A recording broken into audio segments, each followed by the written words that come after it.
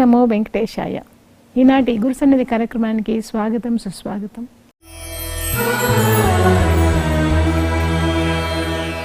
తెలుగునాట శ్రీవైష్ణవ సంప్రదాయాన్ని, రామానుజుల ఆశయాలను, ఆదర్శాలను, ఆలోచనలను పలు క్షేత్రాలకు విస్తరింపజేసి అసంఖ్యాక జనావళిని వ్యక్తి స్థాయి నుంచి వ్యవస్థ స్థాయి వరకు కర్మిష్ఠులుగా మార్చి సమాజ పురోగమనం, దేశ సౌభాగ్యం, వ్యక్తి వికాసం త్రివేణిగా ప్రవహింపజేస్తోన్న త్రిదండి శ్రీమన్నారాయణ రామానుజ చినజీయర్ స్వామివారితో గురు సన్నిధి.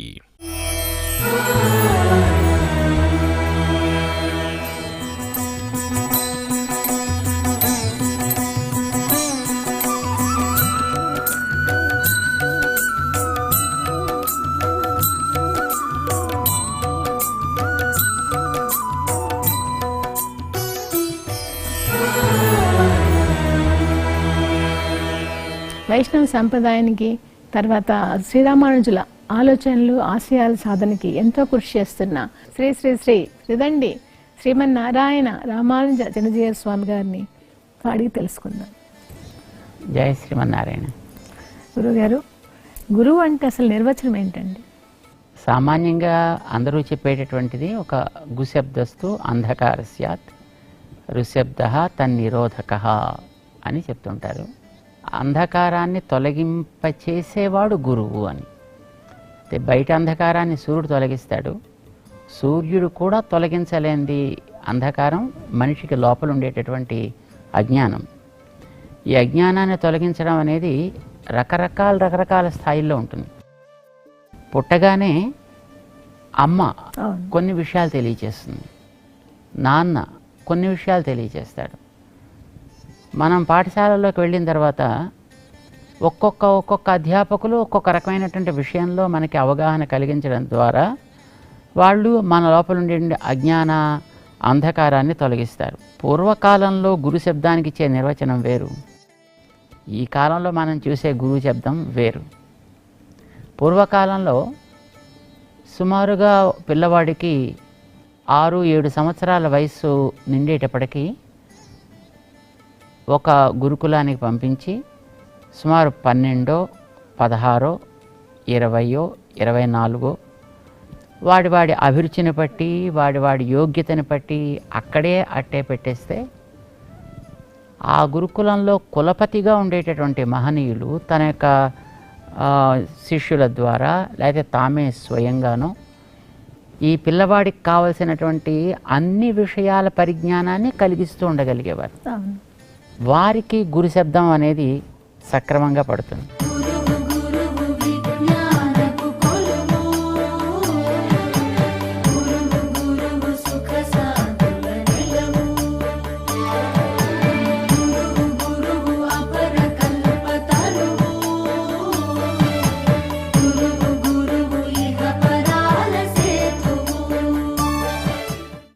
కానీ ఈ రోజుల్లో మనకి స్కూల్లో జాయిన్ అయితే అందులో 1వ తరగతిలో పాఠాలు చెప్పే టీచర్ వేరు, 3వ తరగతిలో పాఠాలు చెప్పే, 5వ తరగతిలో పాఠాలు చెప్పే టీచర్స్ వేరు, ఒక్కొక్క సబ్జెక్టుకి మళ్ళీ మనకి టీచర్స్ వేరు.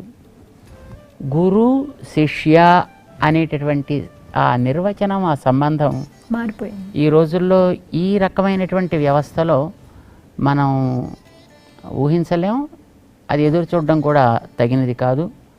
లోపల మనిషికి తనని గురించి తాను తెలుసుకుని, తన చుట్టూ ఉండే ప్రపంచాన్ని గురించి తెలుసుకుని, తనని ప్రపంచాన్ని కూడా నడిపించేటటువంటి ఒక దివ్య తత్వాన్ని గురించి తెలుసుకుంటూ తన జీవితాన్ని సార్థకం చేసుకోవాలనుకునే వ్యక్తికి జిజ్ఞాస ఉంటే అప్పుడు వీడు శిష్యుడు అవుతాడు, చెప్పేట ఆయన గురువు అవుతాడు. అయితే ఆయన ఇలాంటి విషయాలను వివరించగలిగితేనే గురువు అవుతాడు ఆయన. సామాన్యన ఇప్పుడు మనం చెప్పుకునేది ఏ విషయంలో వాడికి ఒక అవగాహన కలిగే మార్గాన్ని చూపించినా వాడిని గురువులే అని మనం అనొచ్చు.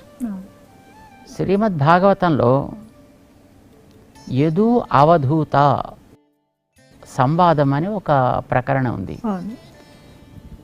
దాంట్లో అవధూత యదు చక్రవర్తికి నాకు 24 మంది గురువులు ఉన్నాయా అవును. అంటే అదేమిటండి అంతమంది గురువులు ఉన్నారా? అవును ఉన్నారని. ఎవరో చెప్పండి అంటే ఆయన మొత్తం ప్రకృతిలో ఉండే అన్నిటినీ చూపించాడు. చంద్రుడిని చూపించాడు, ఒక వేశ్యని తేనెటీగని చూపించాడు, ఒక వేశ్యని చూపించాడు, పారే కాలవని చూపించాడు, పాముని చూపించాడు. ఒక పాముని చూపించాడు, చెట్టుని చూపించాడు, చంద్రుడిని చూపించాడు.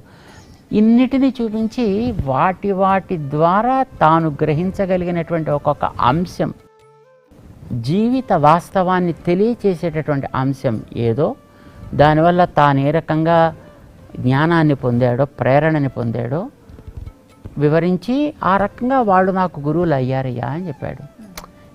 ఈ రోజుల్లో ఇప్పుడు మనం చూసేటటువంటిదంతా కూడా పూర్తిగా మన ధనంతో ముడిపడ్డటువంటి సంబంధమే.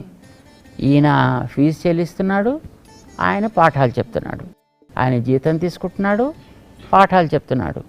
ఆయన లక్ష్యం సమయానికి చెప్పాల్సినటువంటి కోర్స్ ఏదో అది పూర్తి చేసి పాఠం పూర్తయింది అని అనిపించుకోవడం.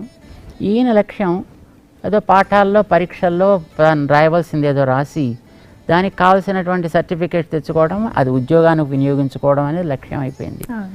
అంచేత మనం ఇప్పుడు ఉండేటువంటి వ్యవస్థలో వీళ్ళు గురువులు, వీళ్ళు శిష్యులు అని ఆనాటి నిర్వచనాన్ని మనం ఈవేళకి సమన్వయం చేయడం అనేటటువంటిది పెద్దంత అవసరం కాదేమో అని అనిపిస్తుంది. కానీ ఇప్పటికి కూడా అధ్యాత్మ విషయంలో జిజ్ఞాస కలిగి ఉండేటటువంటి వ్యక్తికి దాని విషయంలో అవగాహన కలిగించి వాడిని ఒక యోగ్యుడిగా తయారు చేయగలిగే వ్యక్తులు ఉన్నారు.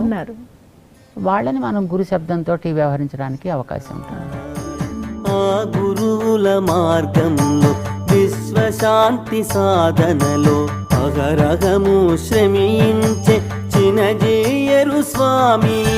మన ఆచార్యులు తానై కనువెలుగై నడిపిస్తూ పెనువండై తానుండగ మనకు చింత ఏమి.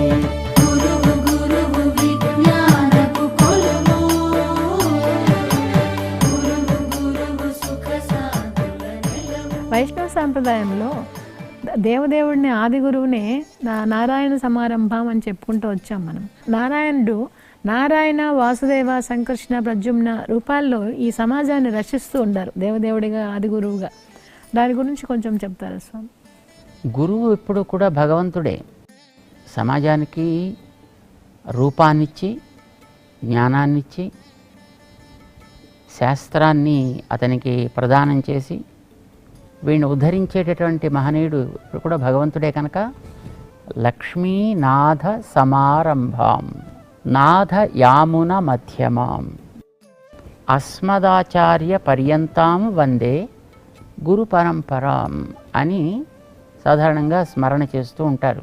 వైష్ణవ సంప్రదాయంలో విశేషించి 3 మంత్రాలని ఉపదేశం పొందుతూ ఉంటారు. అష్టాక్షరి మహామంత్రం అనేది ఒకటి, నారాయణ మంత్రం అంటాను, ద్వయమంత్రం అనేటటువంటిది ఒకటి, చరమ శ్లోకం అనేటటువంటిది ఒకటి. ఈ 3 మంత్రాలు 3 రకాలుగా వ్యక్తి వాడుకోవడం కోసం ఆచార్యులు ఉపదేశం చేస్తారు. అందులో అష్టాక్షరి మహామంత్రం అనేటటువంటిది తన స్వరూపాన్ని తెలుసుకోవడం కోసం, నేనెవడిని, వాడెవడు, నాకు వాడికి ఉండేటువంటి సంబంధం ఏమిటి, ఇది తెలుసుకోవడం కోసం ప్రధానంగా ఆ మంత్రాన్ని ఉపాసన చేస్తుంటారు. ఈ మంత్రాన్ని మొట్టమొదటి ఉపదేశం చేసినటువంటి మహనీయుడు నారాయణుడే. వేద సారాన్ని లోకానికిచ్చి ఉద్ధరించాలి, శిష్యుడికి అడిగితే కానీ చెప్పటానికి వీలు లేదని మంత్రానికి ఒక నియమం ఉంది. నా అపృష్ట కస్యచిత్ బ్రూయాత్ అనేది. కానీ మరి లోకంలో చూస్తే ఎవరు అడిగేటటువంటి లక్షణాలు కనిపించట్లేదు, ఎవరికి పెద్ద శ్రద్ధ ఏం లేదు. కనిపించేటటువంటి ప్రాకృతికమైన అనుభవాలతోటి వాళ్ళకి చాలా సుఖంగా జీవితం గడిచిపోతుంది. అంచేత వాళ్ళు ఏదో అడగాలి అనేటువంటి జిజ్ఞాస, శిష్య లక్షణాలు అనేటువంటి వాళ్ళలో పెద్దగా ఏం కనపట్టలేదు. కనుక తనలోంచి ఒక అంశనే శిష్యుడిగా తయారు చేసి నరుడిగా, మరి శిష్యుడు ఉన్నంత మాత్రం చేత చాలదు కదా, దానికి చెప్పగలిగిన తగిన ఆచార్యుడు కూడా కావాలి. చేత ఆచార్యుడుగా కూడా తానే అయ్యి శిష్యుడు అంటే ఎలా ఉండాలి, ఆచార్యుడు అంటే ఎట్లా ఉండాలి, ఇవి రెండు చూపించడం కోసం మొట్టమొదట హిమాలయాల్లో బదరికాశ్రమంలో ఆయన అనుష్ఠానం చేసి మంత్రాన్ని ఉపదేశం చేసి ఈనాటికి కూడా అనుష్ఠానం చేస్తూనే ఉన్నాడు అనేది మనకి చరిత్ర చెప్తోంది. నారాయణ ఋషి, నరనారాయణవు ఋషి అని అంటారనమాట. సో అది మొట్టమొదట మంత్రాన్ని ఉపదేశం చేసినటువంటి ఆచార్య అవతారం. ఇది ఎప్పుడో స్వయంభూ మన్వంతరంలో జరిగినటువంటిది అని మనకి భాగవతం తెలియజేస్తోంది. దాని తర్వాత ద్వయమంత్రం అనేది మరొకటి ఉంది. దాన్ని కూడా భగవంతుడు అర్చామూర్తిగా వచ్చిన తర్వాత మొట్టమొదటి అర్చామూర్తిగా ఈ భూమి మీదకి వచ్చింది. ఇప్పుడు మనకి శ్రీరంగంలో కనిపించేటువంటి రంగనాథుడు. రంగ రంగ రంగపతి రంగనాథ నీ సింగారాలే తరచాయ శ్రీరంగనాథ సింగారాలే తరచాయ శ్రీరంగనాథ రంగ రంగ రంగపతి రంగనాథ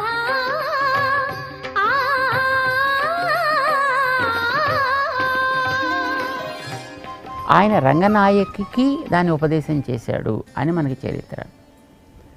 అది ద్వయమంత్రం. మొదట అష్టాక్షరి మంత్రం స్వరూపాన్ని చెబితే ఈ ద్వయమంత్రం అనేటటువంటిది వీడి జీవితానికి ప్రయోజనం ఏమిటి అనే దాన్ని తెలియజేస్తుంది. ఆత్మకి జ్ఞానం ఉన్నందుకు లభించాల్సినటువంటి పురుషార్థం అంటాం మనం, ప్రయోజనం ఏమిటి అనేదాన్ని చెప్తుంది ఆ మంత్రం. అయితే దానికి ఏదో సాధనం కావాలి కదా. ఈ సాధనం ఏమిటి అనేటటువంటి దాన్ని తర్వాత ద్వాపర యుగాంతంలో భగవద్గీతను ఉపదేశం చేసేటువంటి సందర్భంలో చివరి శ్లోకంగా ఉపదేశం చేశాడు. దాని చరమ శ్లోకం అని అంటారు. అంటే 18వ అధ్యాయంలో ఉండే 66వ శ్లోకం అది. దాని తర్వాత ఇంకా కొన్ని శ్లోకాలు ఉన్నాయి, కానీ ఆయన ఉపదేశం దాంతో సమాప్తం అయిపోయింది. చెప్పదలుచుకున్న విషయాన్ని ఆయన స్పష్టం చేసేసాడు.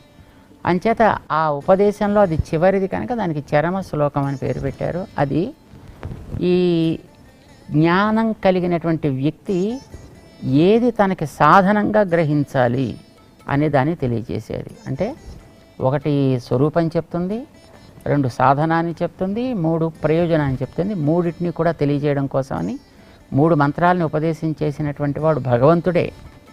అంచేత ఆయనే ఆది గురువు.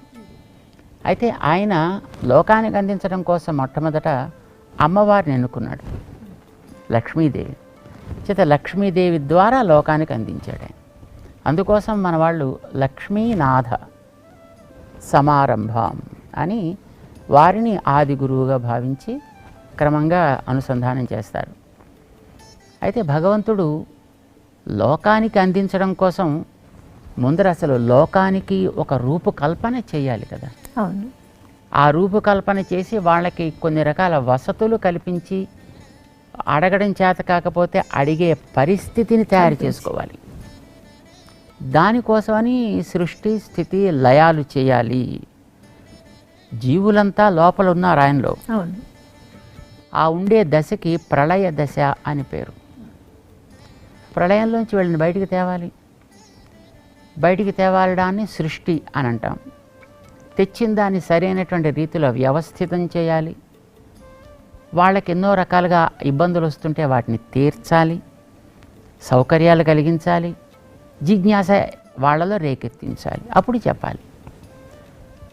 ఇన్ని చేసినా ఎవరికి ఒక్కొక్కసారి అడగబుద్ధి అవుతుంది. అలాంటప్పుడు మళ్ళీ వాళ్ళ రూపు మళ్ళీ మార్చి ఇంకొక అవకాశం ఇవ్వాలి. ఇంకొక అవకాశం ఇవ్వడానికి ఉన్నదాన్ని మళ్ళీ ఒకసారి విత్డ్రా చేసేసుకోవాలి. కనుక మళ్ళీ ప్రళయం అనే పేరుతో మళ్ళీ తన లోపలికి తీసుకెళ్ళిపోయి తిరిగి మళ్ళీ తెస్తుంటాడు.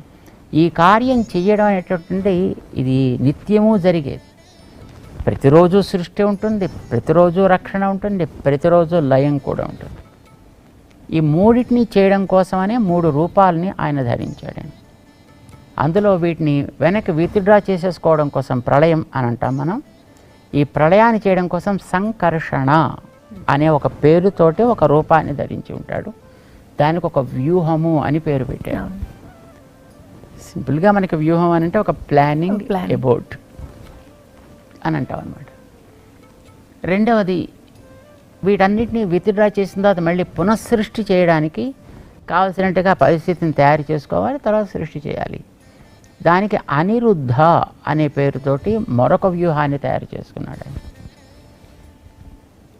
తయారైన వస్తువులన్నింటినీ కూడా క్రమబద్ధం చేసి వాళ్ళకి పరిస్థితులను కల్పించాలి. దీనిని రక్షణ అని అంటాం మనం. రక్షణ అనే పదానికి అర్థమే అవసరమైనవి ఇవ్వడం, అవసరం లేని వాటిని తొలగించడం అని అర్థం. ఇష్ట ప్రాపణం, అనిష్ట నివారణం, ఇవి రెండు చెయ్యాలి. ఇది రక్షణ అని అంటాం మనం. అది చేయడం కోసం ప్రద్యుమ్న అనే పేరుతోటి మరొక వ్యూహాన్ని తయారు చేసుకుని ఆయన ఈ సృష్టి స్థితి లయాలు చేస్తాడు. దానికి మూల స్థానంగా ఉండేదని వాసుదేవ అని అంటారు. సో వాసుదేవ, సంకర్షణ, ప్రద్యుమ్న, అనిరుద్ధ అని ఈ నాలుగింటిని కలిపి చతుర్వ్యూహములు అని అంటారు. ఇందులో ఈ అనిరుద్ధ అనేటటువంటిది సృష్టి చేయడానికి ఉపయోగపడేటటువంటి ఒక వ్యూహం. దాంట్లో ఈ లోకంలో తయారు చేసినటువంటి ఈ జీవరాశులకి ఏదేది ఏ ఏ సమయంలో కష్టాలు వస్తున్నాయో ముందు గమనించడం, వాటిని తొలగించి ఇష్టాలని ఇవ్వడానికి తగినట్లుగా ఒక రూపాన్ని తను నిర్ణయం చేసుకోవాలి. దానికోసం తననే తాను లోకంలోకి తెచ్చుకుంటాడు. అంటే ఆదిగురువు అయినటువంటి ఆచార్యుడైన తానే తనలోంచి ఒక్కొక్క అంశాన్ని ఈ లోకంలోకి పంపిస్తుంటాడు అన్నమాట. వాటికే అవతారాలు అని పేరు పెట్టారు. అయితే ఈ అవతారాలు చాలా రకాలుగా ఉంటాయి. ఒక్కొక్కసారి తనే నేరుగా వస్తాడు ఈ లోకంలోకి. ఇప్పుడు మత్స్యావతారం, కూర్మావతారం, నరసింహావతారం, రామ, వామన, కృష్ణ, ఇవి నేరుగా తనే వచ్చినటువంటి అవతారాలు. వాటిని సాక్షాత్ అవతారాలు అని అంటారనమాట. ఆయా అవతారాల్లో మళ్ళీ తాను ఎలా ఉండాలో తనే నిర్ణయం చేసుకుంటాడు. మనిషిగా ఉండాలా, జంతువుగా ఉండాలా, చెట్టుగా ఉండాలా, రాయిగా ఉండాలా. ఈ పదార్థాలన్నింటికీ కూడా కొన్ని కొన్ని నియమాలు పెట్టాడు ఈ ప్రపంచంలో భగవంతుడు. చేత ఆ పదార్థానికి పెట్టిన నియమానికి విరుద్ధం కాని రీతిలో తను ఈ లోకంలోకి వస్తాడు ఆయా రూపాల్లో. అంటే ఉదాహరణకి రాముడిగా మనిషి వచ్చాడు అనుకోండి, మనిషిగానే ప్రవర్తిస్తాడు ఆయన, దేవుడిగా ప్రవర్తించాడు. అక్కడ మనిషిగా ఏమేమి చేయొచ్చో, ఎంత ఎక్స్ట్రీమ్ దాకా వెళ్ళొచ్చునో చేసి చూపిస్తాడు ఆయన. తాత్పర్యం ఏమిటి? ఒక మనిషి ఇలా చేయగలిగాడు అని అంటే ఏ మనిషి అయినా ఇలా ఉండగలడు, ఇది తెలియడం కోసం.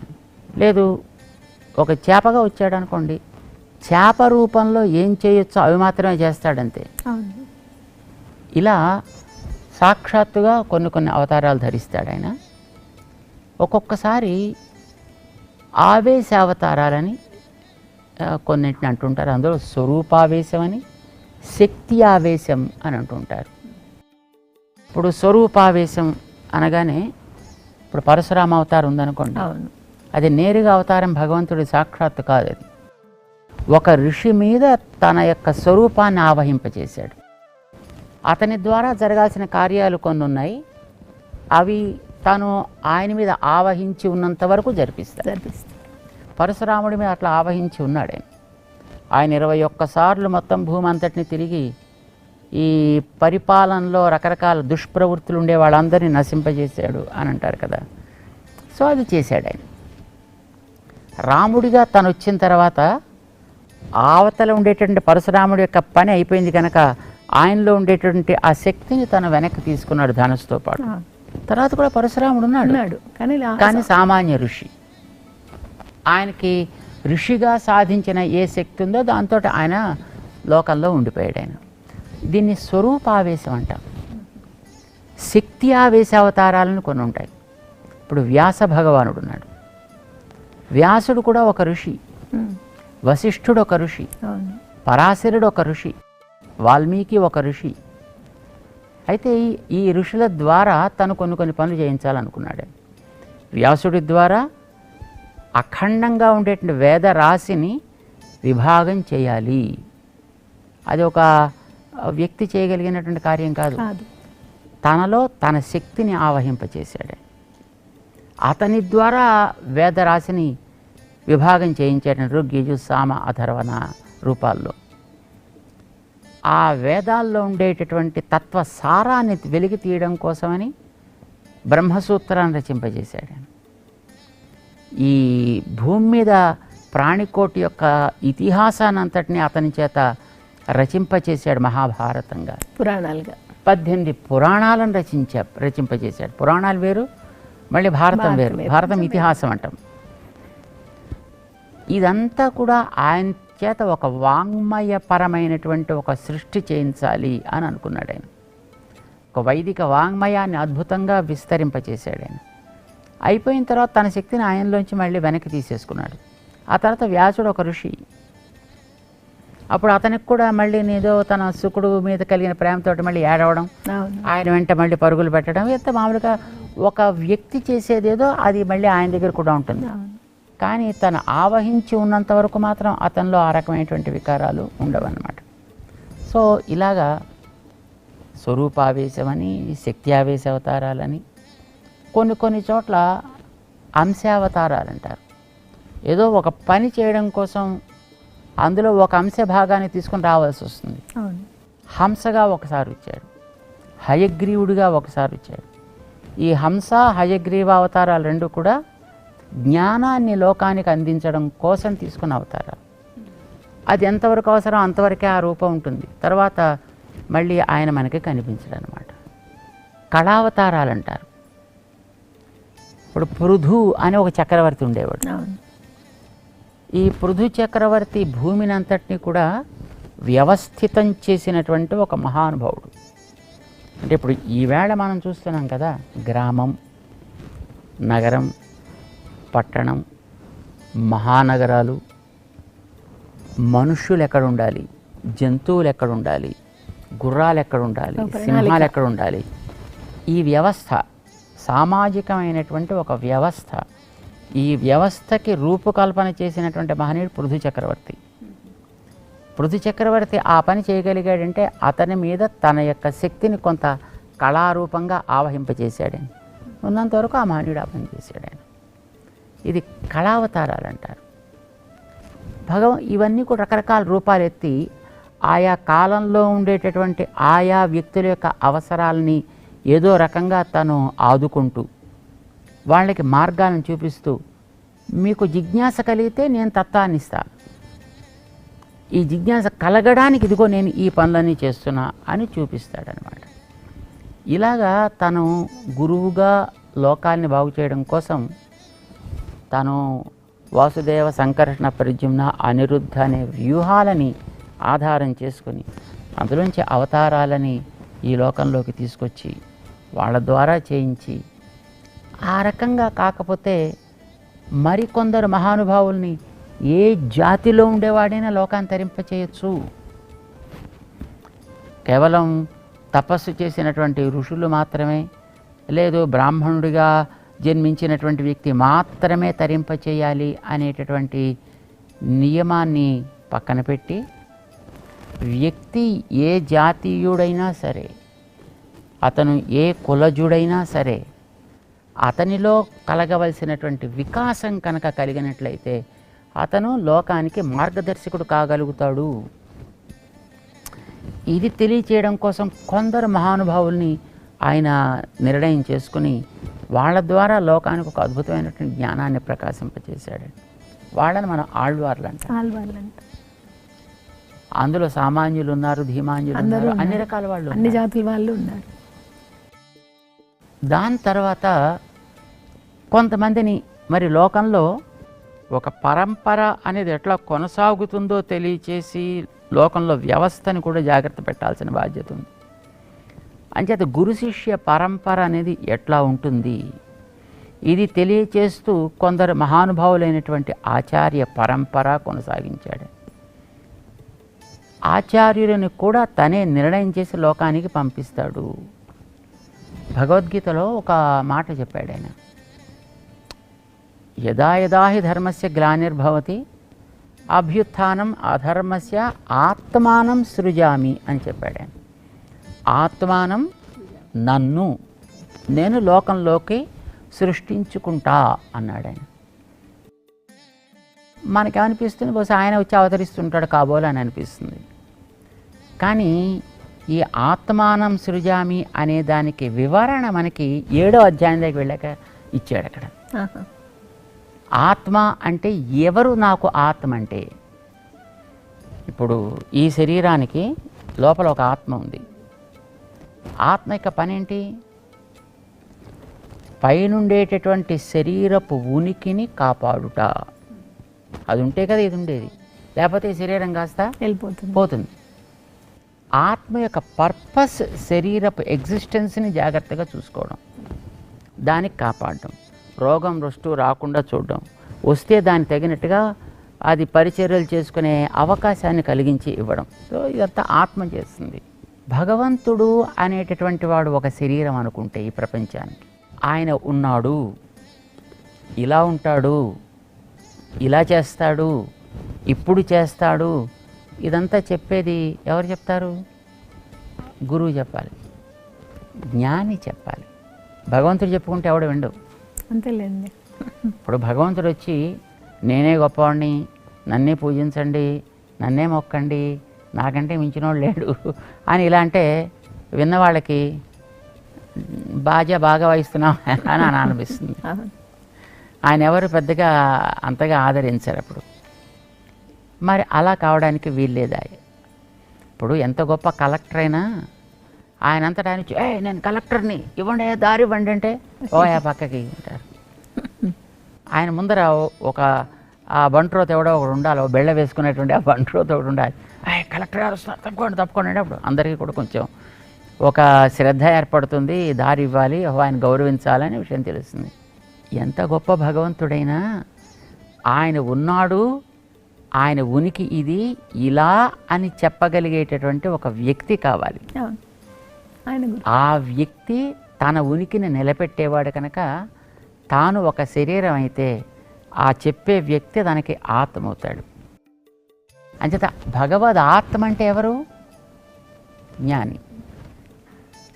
ఈ మాట 7వ అధ్యాయంలో చెప్పాడు ఆయన. ఇప్పుడు ఆర్తో జిజ్ఞాసు అర్ధార్థి జ్ఞాని చతుర్విధ మాం భజంతే అని చెప్పాడు. తేషాం జ్ఞాని, నలుగురిలో చివరివాడు జ్ఞాని అంటే తన గురించి బాగా తెలిసినవాడని అర్థం. తేషాం జ్ఞాని నిత్యయుక్త ఏకభక్తి విశిష్యతే.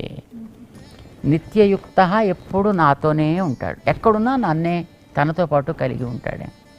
ఏకభక్తి, రెంటి మీద ప్రేమ ఉండదు ఆయనకి. మిగతా వాళ్ళందరికీ నా మీద ప్రేమ ఉంటుంది, నేను ఇచ్చేదాని మీద ప్రేమ ఉంటుంది. అసలు నా మీద ప్రేమ కంటే నేను ఇచ్చేదాని మీదే ప్రేమ ఎక్కువ. అది ఇస్తాను కనుక నా మీద ప్రేమ, నేను ఇవ్వకపోతే ఇంకోటి తిరిగిపోతాడు అది పుచ్చుకోవడానికి. అంతే కదా. అంచేత వాళ్ళకి ద్విభక్తులు అని పేరు వాళ్ళకి. కానీ ఈ జ్ఞాని అనే ఆయన నేను ఇవ్వడం ఇవ్వకపోవడం అంటే ప్రశ్నే లేదు వాడికి. అంచేత వాడు ఏకభక్తి, వాడికి కేవలం నాయందే నిరంతరమైన నిష్కల్మషమైనటువంటి ప్రేమ ఉంటుంది వాడికి అని చెప్పాడు. తేషాం జ్ఞాని నిత్యయుక్త ఏకభక్తి విశిష్యతే. అందుకే వాడు నాకు చాలా ఇష్టం. ప్రియోహి జ్ఞానిన అత్యర్థం అహం. వాడికి నేనంటే అంత ప్రేమ చెప్పలేం, వాడికి నాకు కూడా వాడి మీద అంతే ప్రేమ ఉంటుంది. అలాంటి జ్ఞాని వాసుదేవ సర్వం, సర్వము వాడికి వాసుదేవుడే. అంచేత వాడు గొప్ప మనసు కలిగిన వాడు. స మహాత్మ సుదుర్లభ, వాడు నాకు ఆత్మ. జ్ఞానీతు మే ఆత్మ. జ్ఞాని అనేవాడు నాకు ఆత్మ. దీనికి వేదాంత దేశికులైన ఒక మహానుభావులు ఉన్నారు. అవును. వారు రామానుజాచార్య స్వామి రాసినటువంటి గీతా భాష్యానికి ఒక వ్యాఖ్యానం రాశారు ఆయన. తాత్పర్య చంద్రిక అనే పేరుతోటి. రామానుజాచార్యుల వారి మీద ఈగ వాలకుండా కాపాడే బాధ్యత నాది అని ఆయన ప్రతిజ్ఞ చేసుకున్నటువంటి మహానుభావుడు అన్నమాట. ఈ భగవద్గీత చదివిన తర్వాత జ్ఞానీతు మే ఆత్మ అని భగవంతుడు అన్నాడు. అంటే అండి లోకానికి అంతటికీ భగవంతుడు ఆత్మ కదా, భగవంతుడికి కూడా ఓ ఆత్మ ఉంటుందా మళ్ళీ, ఆయనకు కూడా ఇంకొక ఆత్మ అని ప్రశ్న సాధారణంగా వేదం చదువుకున్న వాళ్ళు ఎవరైనా వేస్తారు. ఈ ప్రశ్న ఆయనే వేసి భగవంతుడికి కూడా ఒక ఆత్మ ఉంటుందా? ఈ మాట అర్జునుడు కృష్ణుడిని అడిగాడు. ఏమయ్యా కృష్ణ, నువ్వు అందరికీ ఆత్మ, నీకు కూడా ఒక ఆత్మ ఉంటాట. దానికి కృష్ణుడు చెప్పిన సమాధానంగా ఆ మహనీయుడు చెప్తాడు. ఆయన జ్ఞానీతు మే ఆత్మ. మరి ఉపనిషత్తులు అంగీకరించవు కదా. అయం ఉపనిషత్ సిద్ధాంతో అస్తువా మావా శ్రీకృష్ణ సిద్ధాంత ఇది ఘుష్యతామని. ఉపనిషత్తులు అంగీకరిస్తాయా అంగీకరించవో పక్కన పెట్టు, కృష్ణ సిద్ధాంతం నేను అంగీకరిస్తున్నా. ఇది నేను శ్రీకృష్ణుడు యొక్క సిద్ధాంతం, ఇది చెప్పుకో లోకంలో ఎవడు అడిగినా సరే అంటాడు. అందుకోసమే మే మతం అన్నాడు ఆయన. జ్ఞానీ త్వాత్మైవ మే మతం అని భగవద్గీతలో. సో ఇలాగా ఆచార్యులు అనేటటువంటి జ్ఞానుల్ని ఈ లోకంలోకి తన ఆత్మ సదృశులుగా భగవంతుడు పంపిస్తాడు.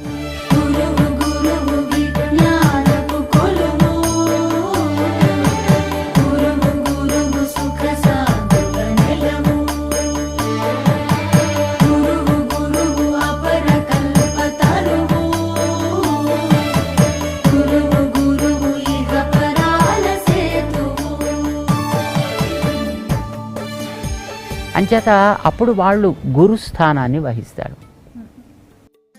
సాధారణంగా మనకి శాస్త్రాల్లో చెప్తారు, భగవంతుడే గురు రూపాన్ని ధరించి ఈ లోకంలోకి శాస్త్రం అనేటటువంటి చేతిని అందించి వీడిని ఉద్ధరించడం కోసం, శాస్త్రపాణిగా వీడిని ఉద్ధరించడం కోసం వస్తాడు.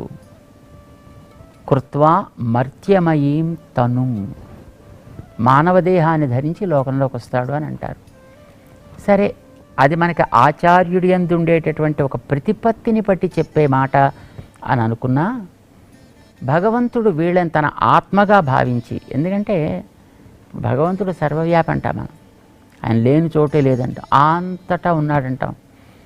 కానీ ఉన్నాడని నిరూపించి ఒకళ్ళు చెబితే కదా మనకు తెలిసేది.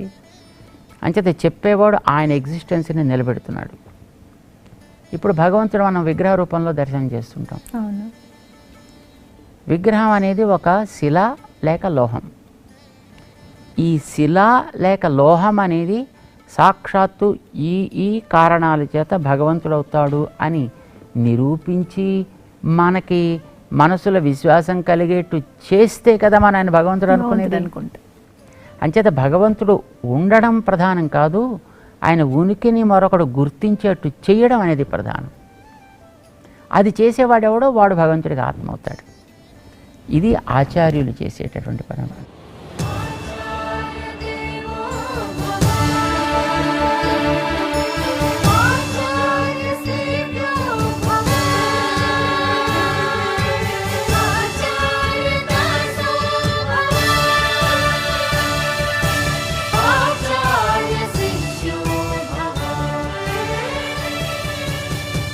అంచేత భగవంతుడు ఈ వ్యూహ రూపాల్లోంచి తనే నేరుగా వచ్చి ఈ లోకంలో ఉండే మహనీయుల్లో అన్ని జాతుల్లో వాళ్ళు కూడా మార్గదర్శకులు అవుతారని చెప్పే మరొక వ్యవస్థను ఏర్పాటు చేసి, శాస్త్రీయమైనటువంటి పద్ధతిని అతిక్రమించకుండా ఉండేటువంటి ఒక ఆచార్య పరంపరని ఏర్పాటు చేసి, వీటన్నిటి ద్వారా ఆయన ఒకటే లక్ష్యం, ఈ జీవులకి కర్మబంధం తొలగించాలి, వీళ్ళని బాగు చేయాలి.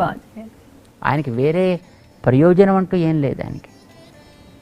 చేత ఇది చేయడం కోసం ఆయన వస్తూ ఉంటాడు కనుక వీరందరికీ కూడా వ్యవస్థ చేసినటువంటి వాడు తానే కనుక ఆయనే ఆది గురువు, ఆయనే చివరి గురువు కూడా. గురు సన్నిధిలో శిష్యుడు ఎలా ప్రభావితం అవుతాడు? గురు సన్నిధిలో ఉంటే రెండు రకాలుగా ఉంటుంది శిష్యులు. ఒకటి, జిజ్ఞాస కలిగినటువంటి బుద్ధిమంతులైన శిష్యులు కొందరు ఉంటారు, మూర్ఖులుగా ఉండే శిష్యులు కూడా కొందరు ఉంటారు. ఒక్కసారి చెబితే కొంతమందికి వచ్చేస్తుంది, మనసుకు పట్టేస్తుంది, ఏకసంథాగ్రాహులు అంటాం మనం. కానీ కొంతమందికి వందల సార్లు రాత్రి నిద్రపోవడం మానేసి బట్టి పట్టిన ఒక అక్షరముక్క ముక్క కూడా పాపం పట్టకుండా ఉండేవాళ్ళు కొందరు ఉంటారు. అది వాళ్ళకు ఉండేటువంటి ప్రాచీనమైనటువంటి సంస్కారాన్ని బట్టి ఉంటుంది. మేము చిన్నప్పుడు మా నడిగడ్డపాలెం అని ఆశ్రమంలో మా గోపాలాచార్య స్వామి దగ్గర చదువుకునేవాళ్ళం. అప్పుడు ఒక పిల్లవాడు ఉండేవాడు ఆ ఆశ్రమంలో. పాప ఆయనకి ఎంత చదివినా వచ్చేది కాదండి. అందుకోసం ఆయన ఏం చేసేవాడంటే అక్కడ ఒక పెద్ద నుయ్యి ఉండేది, ఆ నూతి పైన ఒక దీపం ఉండేది. ఈ పిల్లవాడు ఆ నూతి గట్టు మీద కూర్చునేవాడు ఆ దీపం కింద పాఠం వల్లించడానికి. ఎందుకంటే నిద్ర రాకూడదు, పడిపోతాడు. నిద్ర వస్తే నూతిలో పడ్డమే. అది సుమారుగా 20 అడుగుల 30 అడుగుల లోతు ఉండేది అది. దానికి ఆ పైన కూర్చుని పాపం వల్లిస్తుంటే మాకు బాధ వేస్తుండేది. అయ్యో ఎందుకంటే దాంట్లో వద్దురా బాబు, కింద కూర్చోరా, నువ్వు దాని మీద ఎందుకు కూర్చుంటావు అంటే నో నో నో, శ్రద్ధ ఉంది కానీ వాళ్ళకు ఉండేటటువంటి గత సంస్కార ప్రభావం చేత దాని మీద పెద్ద శ్రద్ధ ఉండదు. సో గురువు ఏం చేస్తాడంటే ఇలాంటి వ్యక్తులని ఆయన గుర్తించి ఎందులో ఇతనికి రుచి ఉందో అందులో ప్రవేశం కల్పించి అందులో వాడు ముందుకు వెళ్ళగలిగేట్టుగా తయారు చేస్తాడు. ఇప్పుడు ఈ రోజుల్లో మనం పాఠాలు చూసే పద్ధతి చాలా ఆశ్చర్యకరంగా అనిపిస్తుంది. ఇప్పుడు 25 మంది విద్యార్థులు ఒక క్లాస్ రూమ్లో ఉంటే 25 మంది యాటిట్యూడ్స్ డిఫరెంట్గా ఉంటాయి. ఒకటే పాఠాన్ని గురువు చెప్పి 25 మందికి నీకు అదే రావాలి అని అంటే వాళ్ళ రుచి ఏమిటి, వాళ్ళ జిజ్ఞాస దేంట్లోనూ వాళ్ళ దేంట్లో ముందుకు వెళ్ళగలరు. ఇది వైయక్తికంగా గమనించి రుచి ఉండే దాంట్లో వాడికి మరింత త్వరగా ముందుకు వెళ్ళే అవకాశం కలిగిస్తే వాడు దాంట్లో ఏ ఎత్తుగానే ఎదిగిపోగలుగుతారు. ఇప్పుడు మనం నోబెల్ లారెట్స్ని చాలామందిని గురించి మనం వింటున్నాం. చాలామంది 10th క్లాస్ కూడా పెద్ద పాస్ కాని వాళ్ళే, కానీ వాళ్ళు అంతంత ఉన్నతమైనటువంటి స్థితికి గొప్ప గొప్ప వస్తువుల్ని కనిపెట్టగలిగేట్టుగా ఎట్లా తయారైపోయారంటే చిన్నప్పటి నుంచి వాళ్ళకి ఎందులో రుచి ఉందో వాళ్ళ తల్లో తండ్రో టీచరో ఎవరో ఒకతను ఆ విషయంలో వాడికి ఎంతెంత లోతుకి వెళ్ళగలిగితే అంతంత లోతుకి వాడిని తీసుకెళ్ళిపోతే వాడు దాంట్లో ఓ ఆకాశపు హద్దుగా వాడు ఎదిగిపోయాడు. వాడికి అది దాటి పక్క విషయం మీద అవగాహన ఉండదు. పక్క విషయంలో వాడు తలపెట్టాడు, అడగక్కర్లేదు వాడికి. కానీ తను తీసుకున్న దాంట్లో మాత్రం వాడి అద్భుతమైనటువంటి నైపుణ్యం కలిగి ఉంటాడు. సో ఇక్కడ 2 అవసరాలు ఉన్నాయి. ఒకటి, జిజ్ఞాసు అయినటువంటి ఒక శిష్యుడికి ఎందులో రుచి ఉంటే ఆ రుచిని గమనించి దాంట్లో వాడు మరింత అందమైనటువంటి స్థితిని పొందగలిగేటట్లుగా, మరింత లోతుకి వాడు వెళ్ళగలిగేట్టుగా, మరింత విస్కలితమైనటువంటి జ్ఞానం వాడికి కలిగేటట్లుగా చేయగలిగిన వాడు నిజమైనటువంటి గురువు. గురువుకి తన యొక్క అవసరాన్ని, జిజ్ఞాసని నిర్మోహమాటంగా తెలియచేసి దాంట్లో గురువు నడిపినటువంటి మార్గంలో తాను చాలా నిష్కపటంగా సాగాలి అని అనుకునేటటువంటి వ్యక్తి వాడు నిజమైనటువంటి శిష్యుడు అవుతాడు వాడు. అంతే కదా. అయితే సామాన్యంగా శాస్త్రాల్లో గురు శిష్యుల గురించి చెప్పేటప్పుడు ఆచార్యుడు అంటే ఎవరండి అంటే మొట్టమొదట ఎవడైతే పరంపరలో వస్తాడో, శాస్త్ర సారాన్ని వాడు గ్రహిస్తాడో, గ్రహించిన దాన్ని తాను ఆచరిస్తాడో, అప్పుడు ఆచరించిన దాన్ని చెబుతాడు, వాడు ఆచార్యుడు. ఇప్పుడు మేఘం ఏం చేస్తుంది, నీళ్ళని తను గ్రహిస్తుంది, మన దాకా తెస్తుంది, అప్పుడు మనకు అందిస్తుంది.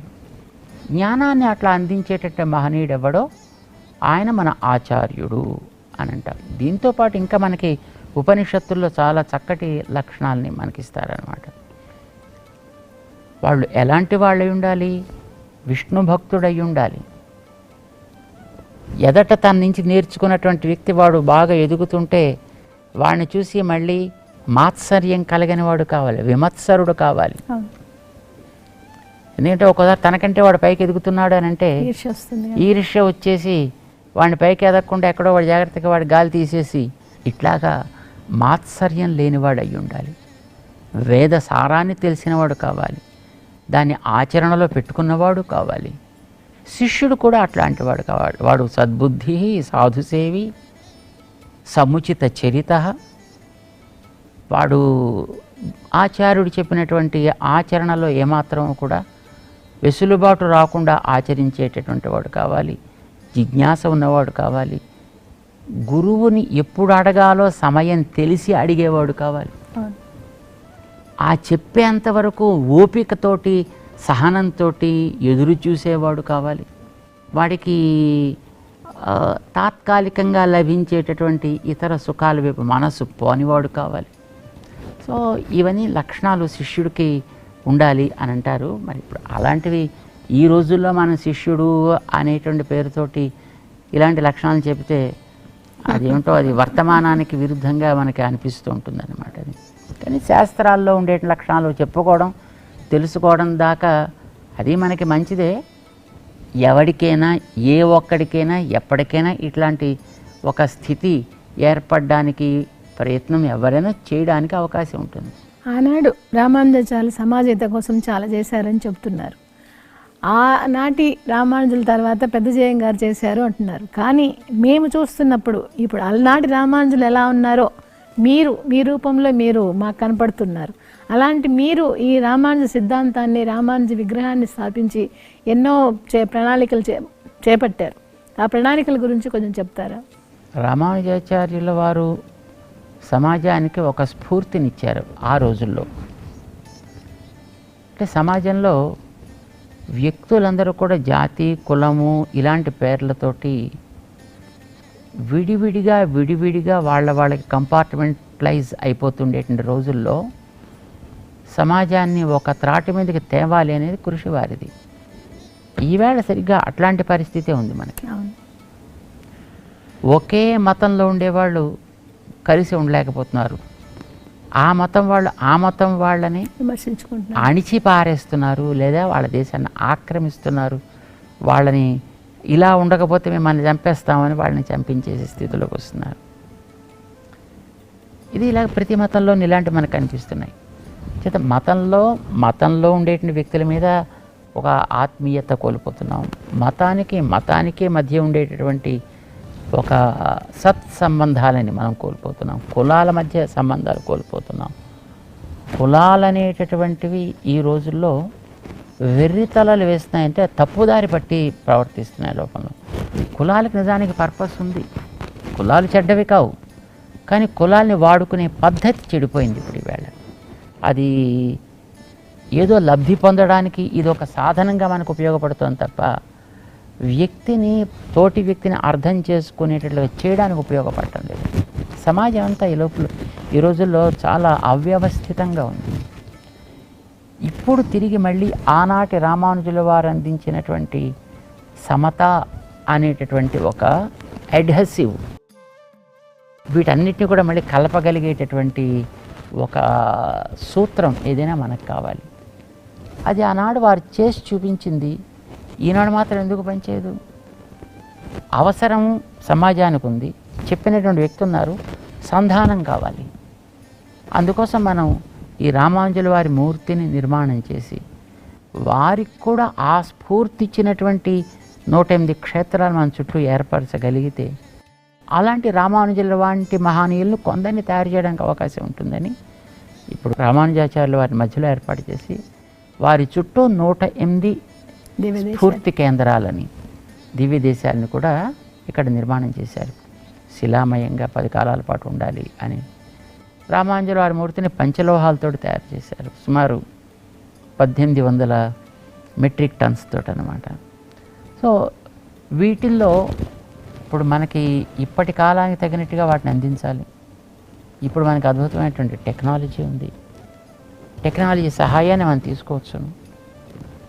అంచేత ఆ టెక్నాలజికల్ సపోర్ట్ తోటి దివ్య దేశాల దగ్గరికి వెళ్ళగానే వాటి యొక్క చరిత్ర వాళ్ళు కోరుకున్న భాషలో అందేట్టుగా, అలాగే రామానుజాచార్యుల వారు చేసిన కార్యాలను చూసి మొదట వారిని విమర్శించి లేదు వారిని పెద్ద లెక్క చేయకుండా ఉండేటటువంటి పెద్దలు ఆనాటి గురువులు తర్వాత రామానుజుల వారి గురించి వారు ఎంత హృదయంగమంగా వాళ్ళు ప్రవర్తించారు, మాట్లాడారు.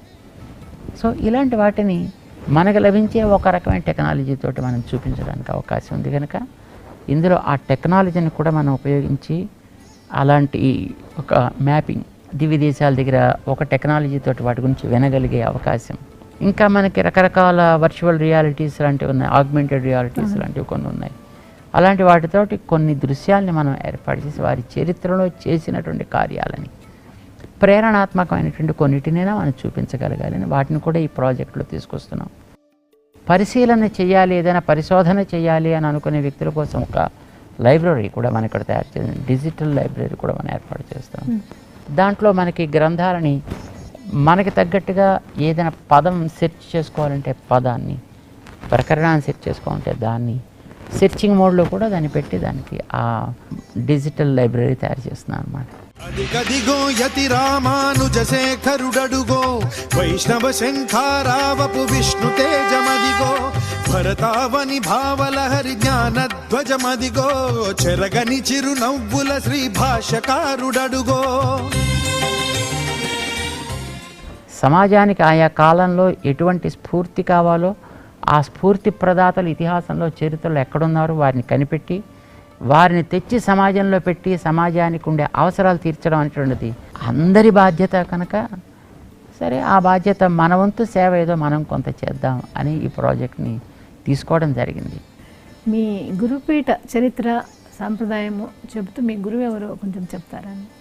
ఇద్దరు ప్రధానమైనటువంటి ఆచార్యులు, అందులో మమ్మల్ని ఈ రకంగా తయారు చేసినటువంటి మహనీయులు శ్రీ శ్రీ శ్రీ పరమహంస పరివ్రాజకాచార్యులైనటువంటి తిరుదండి శ్రీమన్నారాయణ రామానుజ జీయర్ స్వామి శ్రీచరణులు.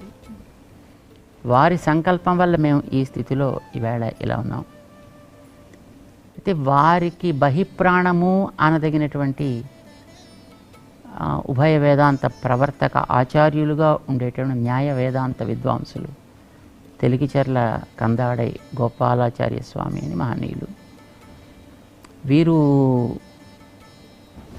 నడిగడ్డపాలెం ఆశ్రమంలో మమ్మల్ని అక్కడ ఉంచి మాకు వాళ్ళ దగ్గర నుంచి పాఠాలు నేర్పినటువంటి ఆయన, ఈ వేదాంత శాస్త్రంలో నేర్పినటువంటి మహనీయులు వారు. అయితే వీరిద్దరూ రెండు రూపాలుగా ఉన్నప్పటికీ కూడా ఒకటే ఆత్మ అన్నట్టుగా ఉండేవారు అన్నమాట. ఇప్పుడు మనకి తిరగలు ఉంటుంది కదా, రెండు ఉంటాయి. ఒకటి కదలకుండా కింద ఉంటుంది, రెండవది పైన తిరుగుతూ ఉంటుంది. మా జీయర్ స్వామి వారు లోకంలో తిరుగుతూ లోకపు పోకడలని బాగా తెలిసినటువంటి న్యాయ వేదాంతులు వారు కూడా న్యాయ వేదాంత విద్వాంసులే. గోపాలాచార్య స్వామి వారు తిరగకుండా ఒకచోట ఉండి 10 మందికి మనం ఈ పాఠాలు చెప్పాలి, 10 మందిని మనం తయారు చేయాలి, లోకానికి అందించాలి అని కృషి చేసినటువంటి మహనీయులు. చేత మొత్తానికి ఇద్దరూ ఒక రూపంగా మాకు ఆచార్యులుగా మమ్మల్ని తీర్చిదిద్దినటువంటి గురువు గారు అనమాట. అందులో పెద్ద జీయర్ స్వామి వారు అని అంటారు వారిని. అదివరకు పెద్ద జీయర్ స్వామి అనేవారు కాదు, అప్పట్లో జీయర్ స్వామి అంటే వారే ఉండేవారు. అయితే తర్వాత మీరు వచ్చిన తర్వాత మేము ఏర్పడి ఆయన పెద్ద జీయర్, మీరు చిన్న జీయర్ అయిపోయారు. మేము వచ్చిన తర్వాత వారు పెద్ద జీయర్ కావాల్సి వచ్చిందనమాట. వారు 1909వ సంవత్సరంలో అవతరించారు. కాకినాడ వారి యొక్క అవతార స్థానం అన్నమాట. వారు తూర్పుగోదావరి జిల్లాలో అర్తమూరు అనేటటువంటి ఒక చిన్న గ్రామం, అక్కడ ఉంటూ ఉండేవారు. చిన్నప్పటి నుంచి కూడా అప్పట్లో స్వతంత్ర సమర పోరాటం బాగా ఆరంభమైనటువంటి కాలం అది. దాంట్లో చాలా తీవ్రంగా వారు పాల్గొని స్వతంత్ర సమర యోధులకి సహకారాలు అందించడం. వారు ఆ ఊరికి జమీందారుగా ఉండేవారు. చేత వాళ్ళకి కావాల్సిన సహకారాన్ని అందించడం, ఎవరికైనా జబ్బులు చేస్తే వాళ్ళకి ట్రీట్మెంట్స్ ఇప్పించడం, అన్ని రకాల కార్యక్రమాల్లోనూ వారు వెనకాతలు ఉంటూ ఉండేవారు. అలా ఉంటూ విద్యాభ్యాసాన్ని కూడా కొనసాగిస్తూ ఉండేవారు. వారికి విద్యాభ్యాసం చేసిన దానికి ఫలితం పండితుల్ని బయటికి తీసుకురావడం. అప్పట్లో పండితులు ఎవరు పెద్దగా ఉపన్యాసాలు చెప్పడం ఇలాంటివన్నీ ఉండేవి కాదు. వాళ్ళ ఆశ్రమంలో వాళ్ళ ఇండ్లల్లో వాళ్ళు చదువుకుంటూ ఉండేవారు. ఎవరైనా దగ్గరికి వస్తే కూర్చోబెట్టుకుని పాఠం, అది 1-on-1 టీచింగ్లా ఉండేదన్నమాట. ఒకళ్ళో ఇద్దరు ఎంతమంది వస్తే వాళ్ళ వరకు మాత్రం శాస్త్రీయమైన పద్ధతిలో పాఠాలు చెప్తూ ఉండేవారు. సమాజానికి ప్రవచన రూపంలో అందించడం అనేటువంటి పెద్దగా అలవాటు ఆ రోజుల్లో ఉండేది కాదు. పండితుడైన వాడు ప్రవచన రూపంలో సమాజానికి అందించడం వల్ల సమాజం బాగుపడుతుంది, ఆ వ్యక్తికి తను అధ్యయనం చేసిన గ్రంథాల మీద అవగాహన కూడా కలుగుతుంది అనే ఉద్దేశంతో స్వామివారు 1935 నుంచి అని అనుకుంటా బహుశా, అప్పటి నుంచి విశిష్టాద్వైత ప్రచారక సంఘం అనే ఒక పేరుతోటి కోరుకొండ అని ఒక గ్రామం ఉంది రాజమహేంద్రి ప్రక్కన. అక్కడ ఒక పరాశర భట్టర్ స్వామి అని ఒక మహానుభావులు ఉండేవారు. వారు గోపాలాచార్య స్వామివారు, పెద్దజీయరి స్వామివారు. పెద్దజీయరి స్వామివారు అప్పట్లో పూర్వాశ్రమంలో ఉండేవారు. శ్రీమన్నారాయణాచార్యులు అని వారికి పేరు ఉండేది. వీరి ముగ్గురు కలిసి ఈ సంఘాన్ని ఏర్పాటు చేసి ఎక్కడెక్కడ పండితులుంటే వాళ్ళందరినీ కలిసి వాళ్ళకి ఒక్కొక్క టాపిక్ కింద విడదీసి ఇచ్చి, దీని మీద మేము సభ ఏర్పాటు చేస్తాం, మీరు చెప్పండి వాళ్ళకి. ఇది ఒక అలవాటు చేశారు. 10 మందిలో కూర్చుని ఒక సాంప్రదాయకమైనటువంటి శాస్త్రీయమైనటువంటి ఒక అంశాన్ని ఎట్లా మనం అందించవచ్చును. ఇట్లాగా మొత్తం మన దక్షిణ భారతంలో అటు శ్రీరంగం దాకా, ఇటు మన ఆంధ్ర ప్రాంతం, కొంత ప్రాంతం ఒరిస్సాలో, ఇటు కర్ణాటక ప్రాంతం మేల్కోట దాకా, ఇదంతా కూడా అక్కడక్కడ తెలుగు తెలిసిన వాళ్ళు బాగానే ఉండేవారు. సో అక్కడి నుంచి ఇక్కడి దాకా నెల సమావేశాలు, ప్రతి నెలలోనూ ఒక ఊళ్ళో సమావేశం పెట్టేవారు. చాలా బాగా చెప్పారు స్వామి, ధన్యవాదాలు. చాలా సంతోషం అమ్మా. జై శ్రీమన్నారాయణ. ఇది ఈనాటి గురు సన్నిధి కార్యక్రమం. ఓం నమో వెంకటేశాయ.